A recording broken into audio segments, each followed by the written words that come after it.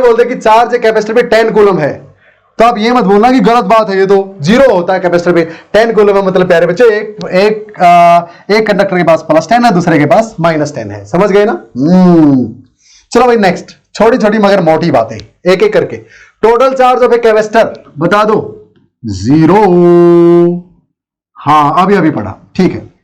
Electric field between the plates of a capacitor, एक plates थी प्यारे बच्चों ये, हाँ इनके बीच में इलेक्ट्रिक फील्ड कितनी होगी? यहां पे इलेक्ट्रिक फील्ड, एक बात बताओ, इसके पास अगर +Q चार्ज है, इसका एरिया A है प्यारे बच्चों, इसके चार्ज -Q चार्ज, इसके पास -Q चार्ज होगा, इसका एरिया भी A होगा।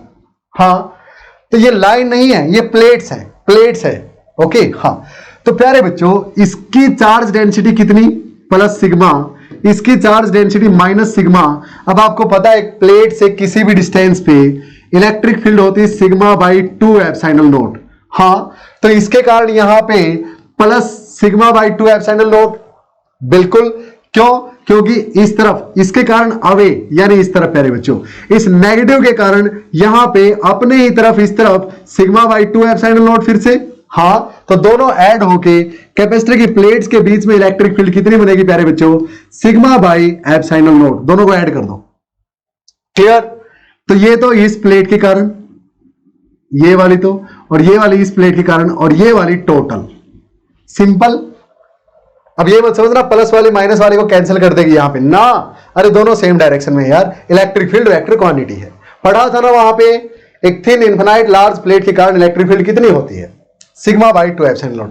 इनको हम इन्फिनाइट प्लेट्स मानते हैं, ठीक है, या वेरी लार्ज बोल लो। एज इफेक्ट को नेग्लेक्ट करके चलते हैं, ठीक है। एज इफेक्ट के कारण इलेक्ट्रिक फील्ड लाइंस यहां पे तो बिल्कुल ऐसे हैं, बीचों बीच तो ऐसे हैं, लेकिन किनारों पर से ऐसे हो जाती है प्यारे बच्चों, ऐसे हो जाती है। इसको बोलते हैं एज इफेक्ट, किनारों का इफेक्ट। लेकिन हम इसे नेग्लेक्ट करके मान चलते हैं और इनके बीच में इलेक्ट्रिक फील्ड बिल्कुल यूनिफॉर्म मान के चलते हैं, ठीक है। अगर ये फाइनाइट साइज की होगी तो एज इफेक्ट आएगा, अदरवाइज नहीं आएगा, ठीक है। चलो भाई, फ्रिंज इफेक्ट भी बोलते हैं इसी को, फ्रिंज। ओके, नहीं पढ़ना कोई दिक्कत नहीं है। एज इफेक्ट या फ्रिंज इफेक्ट को हम नेग्लेक्ट करके चलते हैं। अब यहां पे इलेक्ट्रिक फील्ड बता दो, दोनों प्लेट से अदर साइड। यहां पे देखो प्लस वाली के कारण यहां पे इलेक्ट्रिक फील्ड अवे कितनी? σ/2ε0। माइनस वाले के कारण यहां पे माइनस की तरफ कितनी? σ/2ε0। दोनों इक्वल एंड अपोजिट है प्यारे बच्चों, तो 0 हो जाएगी। इसी तरह यहां पे इसके कारण तो इस तरफ, इसके कारण इस तरफ, डिस्टेंस का कोई चक्कर होता नहीं, तो टोटल दोनों कैंसल, यानी 0। तो electric field on either side of a capacitor is 0, but in between the plates of the capacitor is σ/ε0। ये आ गया भैया, σ/ε0, ठीक है। दोनों इलेक्ट्रिक फील्ड का सम, इसके कारण वाली का और इसके कारण वाले का सम। ये मत सोचना है माइनस क्यों नहीं लिखा इसके कारण, क्योंकि वेक्टर क्वांटिटी है। माइनस साइन सिर्फ डायरेक्शन निकालने में यूज होता है, और माइनस साइन इसका मतलब इस प्लेट के टुवार्ड्स होगी यहां पे इलेक्ट्रिक फील्ड। क्लियर? हाँ अच्छा भैया, यानी अपनी तरफ, चार्ज की तरफ। Next, electric force between the plates of a capacitor. Force कैसे निकालें sir? F is equal to QE होता है प्यारे बच्चों, charge on any of the plate into electric field between the plates. उतना फोर्स दोनों प्लेट एक दूसरे पे लगाएंगे। चार्ज कितना? +Q -Q, तो कोई भी चार्ज Q ले लो। इलेक्ट्रिक फील्ड σ/ε0 होती है बीच में, प्लेट्स के बीच में। तो इतना फोर्स किसी चार्ज Q पे लगेगा जो इन प्लेट्स के बीच में रखा होगा प्यारे बच्चों। क्लियर? या फिर इन दोनों के बीच इतना फोर्स लगेगा। सिंपल, याद रहेगा या नहीं? नोट डाउन करेंगे सभी पॉइंट्स को, सभी बच्चे एक एक करके सबको कर लीजिए नोट इसको। अच्छा, इसको एक और फॉर्म में लिख सकते हैं प्यारे बच्चों, है ना। इस फोर्स को F इज इक्वल टू, मैं चार्ज को क्या लिख दूं? चार्ज को चार्ज ही रहने दो सर। अच्छा ठीक है, सिग्मा को क्या लिख दूं? चार्ज पर यूनिट एरिया, है ना, एक प्लेट का एरिया। तो चार्ज पर यूनिट एरिया, ठीक है। और ε0 ऐसे का ऐसा, यानी Q²/ε0A भी आप चार्ज को लिख सकते हैं। ये न्यूमेरिकल्स में काम आएंगे प्यारे बच्चों, छोटी छोटी चीजें हैं, ठीक है। निकाल देना फटाफट, कुछ भी ऐसा नहीं छोड़ूंगा कि आपको न्यूमेरिकल्स में परेशानी हो जाए कहीं पे, कुछ भी नहीं, गारंटी है। What if medium between the plates of a capacitor is changed?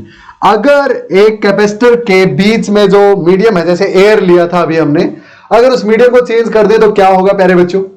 वही होगा जो मंजूर खुदा होगा, वो तो होता ही है भैया।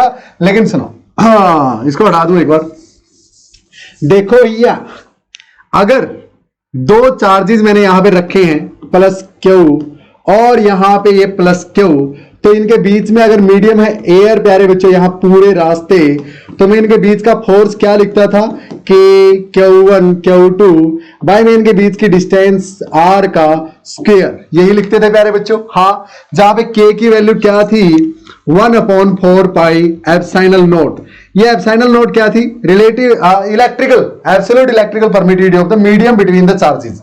अब अगर यहां पे एयर की बजाय मैंने प्लास्टिक ले लिया या ग्लास ले लिया या पानी ले लिया, तो मैं एप्सिलॉन ग्लास का या फिर प्लास्टिक का वो लिखूंगा प्यारे बच्चों, ना कि एयर का, है ना। हाँ, तो अब ये जो फोर्स आया मेरे पास इस मीडियम में, जिस मीडियम में जो फोर्स आया, प्लास्टिक मीडियम में जो फोर्स आया है, और पहले जो फोर्स था यानी वैक्यूम में जो फोर्स था यानी ये वाला, हाँ, तो जब दोनों को मैं डिवाइड करता हूं प्यारे बच्चों, हाँ, तो मेरे पास क्या आता है?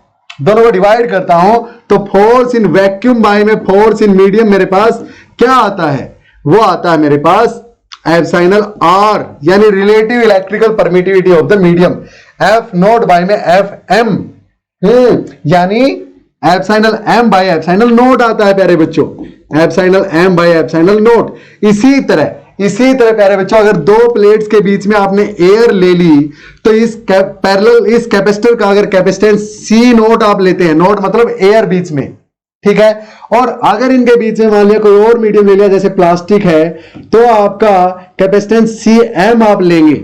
क्लियर है मेरी बात? तो यहां पे ये इस मीडियम का डाइलेक्ट्रिक कांस्टेंट प्यारे बच्चों, या फिर इस मीडियम का relative electrical permittivity, dielectric constant बोलो या रिलेटिव इलेक्ट्रिकल परमिटिविटी बोल लो, वो किसके बराबर होगी? किसके बराबर होगी? कैपेसिटेंस इन मीडियम बाय में कैपेसिटेंस इन वैक्यूम प्यारे बच्चों, ये चीज याद रखना, सिंपल। तो अगर आप एक कैपेसिटर के बीच में जो मीडियम लिया है वो एयर की बजाय कोई भी और लेते हैं आप, जिसका डाइलेक्ट्रिक कांस्टेंट K है, तो capacitance in that medium will be K times the capacitance when the medium between the plates of the capacitor was vacuum. K times बढ़ जाता है। इस पे आएंगे, इसको आप इतना सीरियस मत लो अभी, okay. Next topic parallel plate capacitor करवाऊंगा, उसके बाद आएंगे इस पे वापस, ठीक है। अभी अगर इतना समझ में ना आया हो तो वापस आएंगे फिर से। हाँ, ये जो फार्मूला होता था अपने पास, इसमें एक चीज और ऐड हो गई है, ये वाली, हाँ, यानी इनकी रेशियो भी डाइलेक्ट्रिक कांस्टेंट देगी आपको। घबराना मत यार, चलो चलते हैं आगे, ठीक है। इस पे रख लो इसको, नो प्रॉब्लम।